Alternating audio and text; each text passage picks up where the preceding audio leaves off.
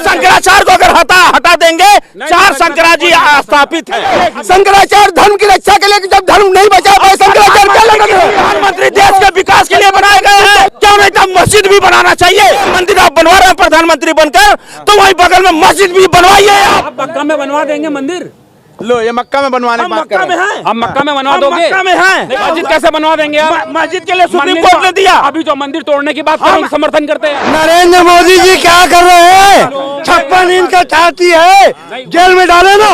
राम मंदिर से आपको खुशी है कि नहीं? इतना दुख हो रहा है कि राम के नाम पे जो राजनीति कर रहे हैं, राजनीतिकरण नहीं होना चाहिए। ये राम मंदिर से आपको खुशी है कि नहीं, इतना बताइए। राम मंदिर से खुशी है, राम से खुशी है। हम लोगों को उस दिन ही दीपावली हो गई थी जिस दिन निर्णय आया था, लेकिन अब उतना दुख हो रहा है कि राम के नाम पे जो राजनीति कर रहे हैं, राजनीतिकरण नहीं होना चाहिए।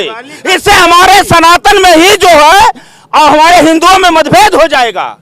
ये हमें दुख है और कोई दुख नहीं है, उसका राजनीतिकरण ना किया जाए, ये मेरी केवल कहना है और कुछ नहीं। आप लोगों ने वीडियो के अंदर देखा कि किस तरह से हिंदू भाई भी मोदी का विरोध कर रहे हैं। वीडियो के अंदर बतलाया गया है कि मोदी राम मंदिर के जरिए से 2024 के इलेक्शन जीतना चाहते हैं। भारत की सबसे बड़ी रियासत उत्तर प्रदेश के शहर अयोध्या में राम मंदिर की तामीर का काम पूरा जोर लगाने के बावजूद 4 साल में मुकम्मल नहीं हो सका, लेकिन सोमवार को उसका इफ्तिताह पूरे मजहबी रस्म रिवाज और शान और शौकत के साथ कर दिया गया। मंदिर के उद्घाटन में होने वाली पूजा में वजीर आजम मोदी के साथ मोहन भागवत और यूपी के वजीर आला योगी आदित्यनाथ थे। अधूरी मंदिर के उद्घाटन पर यह बतलाया जा रहा है कि 2 महीनों के बाद होने वाले भारत के आम इंतखाबात पर असर अंदाज होने के लिए क्या किया गया। यकीनन अब राम मंदिर को एक बड़ी सियासी कामयाबी के तौर पर पेश किया जाएगा।